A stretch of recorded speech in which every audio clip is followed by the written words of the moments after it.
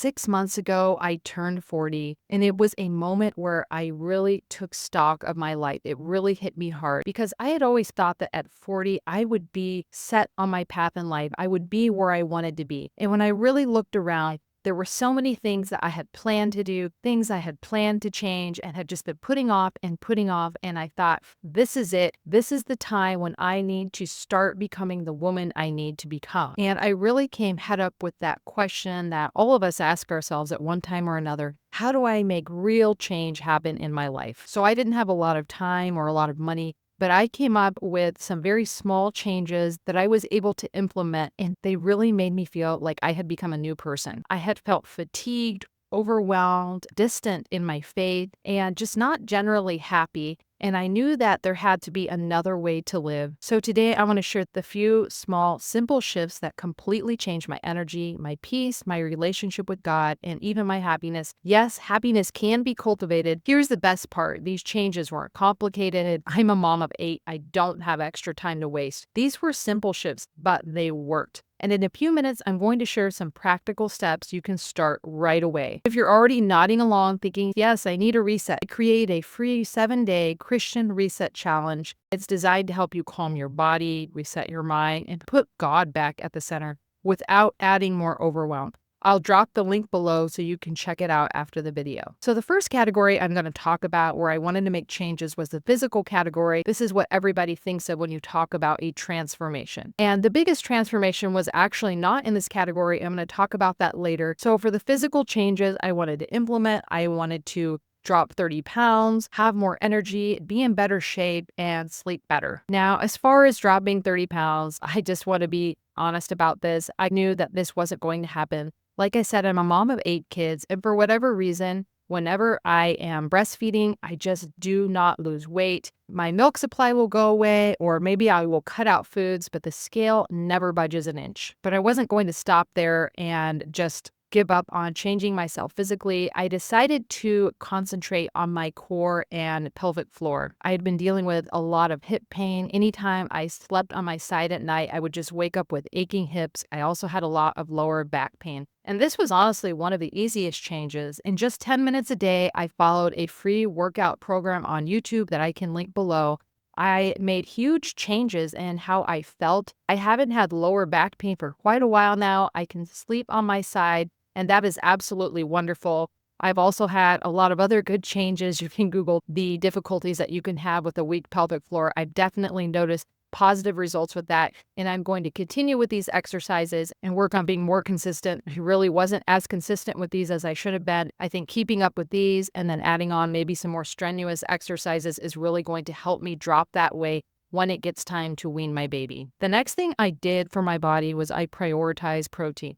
So if you're like me, you might have coffee first thing in the morning, maybe some coffee and toast. And let me tell you, when I did this, it made me a mean mama. Coffee on an empty stomach spikes your cortisol, and your cortisol is already spiking in the morning if you have normal hormone levels. So this double spike just makes you jittery and running around and impatient and off kilter. And then your blood sugar crashes later, and suddenly you're just snapping at everyone, and it's not even 9 o'clock yet. So my standard breakfast had been a piece of whole grain toast and 2 eggs.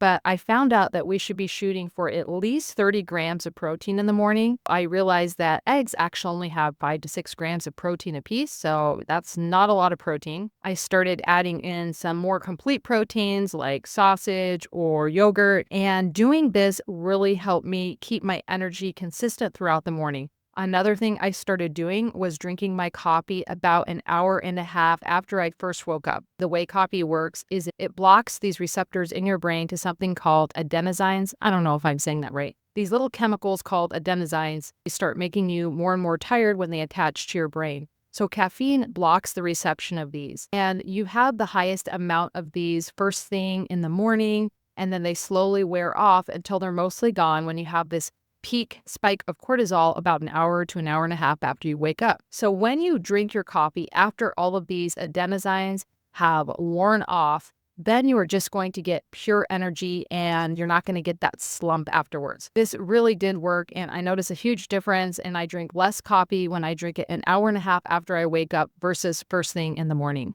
Another thing I started doing was drinking electrolytes a lot more. I stopped drinking electrolytes because they can get pricey, but I came up with my own electrolyte recipe. I will link it in the comments down below.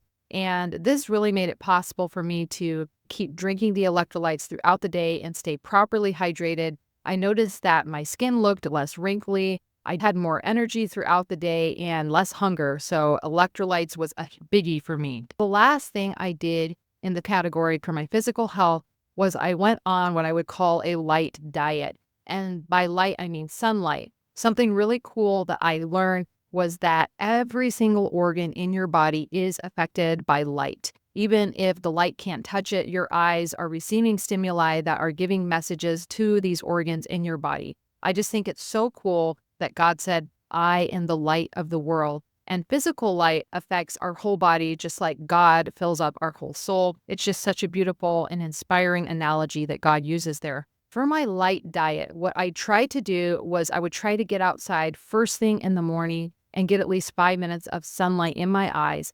If it was rainy or maybe it was an overcast day, then I would try to stay outside longer.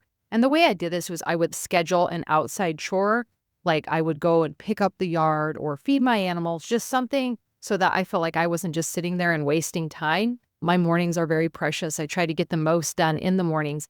And then in the evenings, I would take a walk and try to look at the sunset. So looking at light first thing in the morning and at sunset is the best way to get these signals sent to your body that are going to help your body correct any hormone problems that you have. This is one of the best ways to reset your body, reset your circadian rhythm, and it's going to make you produce more melatonin. Melatonin is what mops up all the free radicals that could be doing damage to your body. So you are not only going to be resetting your hormones and sleeping better, you're also going to be mopping up toxins in your body. Sunlight is so important for our health. It's obvious that God created us to be outside. He created us to live in a garden. And when we follow those precepts, everything is going to go better for us. Now, the next set of changes I made are actually the most important set of changes, the ones that are truly foundational. And those changes have to do with my mind and spirit, because no matter what you eat, and I've always been a very health conscious person. I've always been looking at what I ate and reading health articles. I just love researching that kind of stuff. But if you have a nervous system that is constantly stuck in stress mode, you'll still feel anxious, exhausted, and disconnected. Like, have you ever snapped at your kids over something really small and then thought, who even was that? Or maybe laid awake at night. I would always do this with your heart racing. That is a dysregulated nervous system. And I honestly think most people out there, most moms, have a dysregulated nervous system, at least to some extent. It's just the way our world is. Everybody talks about how many toxins there are in the food and the air and everything else. And while that is true, just our lifestyle nowadays is extremely toxic. And we aren't getting enough sunlight. We're taking in loads of information. And all these things contribute to us holding on to trauma and making these deep pathways in our brain that don't let us escape from negative thinking. Let me go a little bit deeper into this. When you have a dysregulated nervous system, what's happening is your brain is stuck in these negative pathways, these negative thoughts. And because these have become so habitual, it has a really hard time getting out of those pathways, out of those negative thoughts. And then this in turn makes your body produce a lot of excess cortisol. And then you're constantly in this state of fight or flight instead of the opposite state, which is rest and digest. Now, fight and flight was a state created by God for when actual trauma happened or something dangerous, for when the tiger is jumping at you, as they like to say. But the rest and digest state of our nervous system is very important, the one that we're primarily supposed to be in. And when our brain is constantly running on negative thought pathways, we just can't get there. We don't digest our food properly. We can't sleep well. We're constantly snapping at people. Maybe we're prone to anxiety, depression, our heart's racing. We don't react to things as we should be reacting to them. They just grow out of proportion. And I notice, especially for myself, that I would wake up at night with a lot of anxiety, or I would just have these sudden fits of rage, and they just kind of came out of nowhere. And I would pray about them, but it just didn't seem that I was getting anywhere. And then I discovered meditation. I didn't know at the time, but meditation is a key component of what everybody nowadays is calling brain rewiring. So I would meditate for 10 to 15 minutes a day. A lot of people are scared by meditation, but really all it is you sit down and you take some spiritual thoughts and you kind of hold those thoughts and you talk to God about them. You sit in silence, see what God says to you. And then a really good practice is to add in some type of resolution at the end. But when I started doing meditation, it just made this huge difference. I was able to go to sleep more easily. And if I did wake up at night, my heart was not racing. With that meditation, it just gave me this kind of framework to where I would actually remember to talk to God throughout the day. So many times I would experience something difficult during the day, and my thoughts were in such a negative pattern that I wouldn't even think to ask God to help me out of that moment. And every time that I did ask God to help me, He would, but I just wasn't allowing Him in because my negativity was blocking Him. So meditation was absolutely huge. I also discovered reframing and breath work and a lot of other really good practices that were so easy to do. They took consistency and a little bit of discipline, but they didn't add any extra time to my day. And it's like these things just completely changed my outlook. I can't tell you how much changing your outlook changes your life. It's the difference between being happy and not being happy. There's the Bible verse from Romans that says, "Be transformed by the renewal of your mind." We all have to start noticing our inner soundtrack. You have to take your thoughts captive. Replace any lies that you're saying over and over inside of yourself with truth. I think they say that 95% of our thoughts are on autopilot. Like we don't even intentionally want to start thinking these thoughts, but they're there. They're kind of our background. And then 65% of these thoughts for most people are negative. This was the number one change that I made. And the thing that made the most difference in my life is still making a difference in my life. And if I don't do my meditations, if I don't keep on track and keep my thoughts captive, I start noticing right away that I get in this very negative and ugly place. And I really have to stop and look around and get back where I am supposed to be. So the last area of my life, I didn't really know how to categorize this set of changes, but I will call it life and identity renewal. These are the everyday choices that shape who you are. For years, I just hated making decisions. I'd overthink and I'd ask like 5 people for advice and end up paralyzed. And I would never do anything. I would just constantly consume information without making real changes in my life. For instance, this YouTube channel right here, I thought about it for months before I actually started making videos. So I started making myself get in the habit of just doing things and not worrying so much about the outcome. I would pray, I would tell God, I think that this thing is right because of this, this, and this. If it's not, please let me know. Otherwise, I'm going to go ahead with it and I'm going to leave the outcome up to you. I also realized that I was holding on to things that weren't serving me.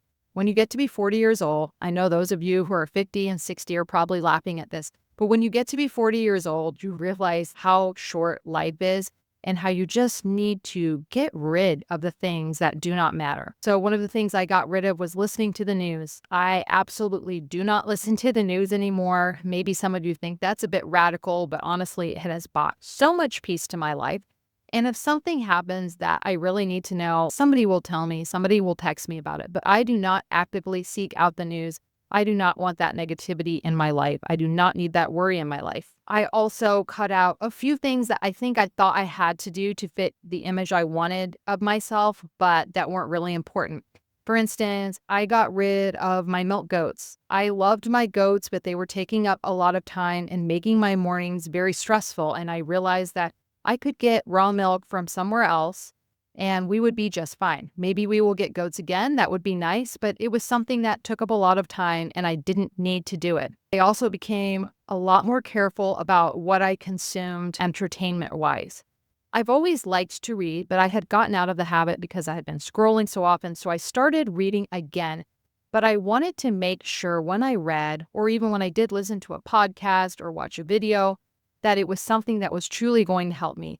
I used to always just have to have something on as some type of background noise, but curating what I was using for entertainment or for education just really cut out a lot of those options for me.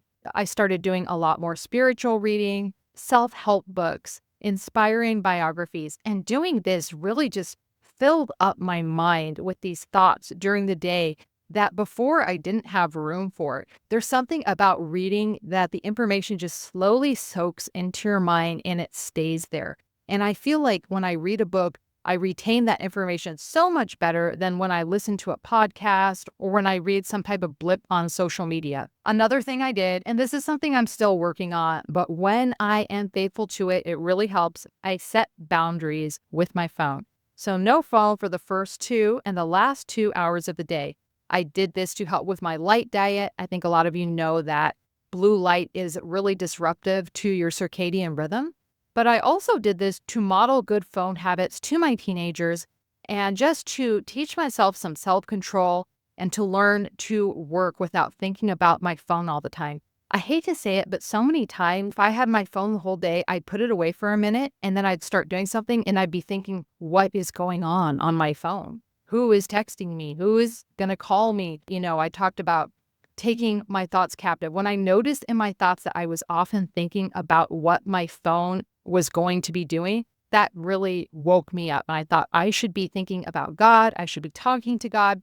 So just having these 2 sections of the morning and evening where I know that I am not going to touch that phone has really made a big difference. I always had a recipe book, but I started doing a full homemaking planner and just trying to transfer a lot of my plans, my shopping list, my ideas to my homemaking notebook. And this has been really nice. And it's so much more peaceful to sit down with a notebook than to sit down at a computer or with a phone and try to plan out your week. So if you are thinking about making your own changes, I would like to give you a few tips that I wish someone had given me before I started this journey. Firstly, you have to realize that today is the day to start the changes. I don't know why, but I had in my head that there was just going to be this open time where everything was peaceful and perfect, and then I would become this woman I wanted to be. And that's just not how it is. We are always saying to God, oh, I'm going to be holy then. After this, and this happen. After my kids grow up, then I'll be holy. And that is not how God planned our lives. God planned us to be living our lives in the middle of the battlefield.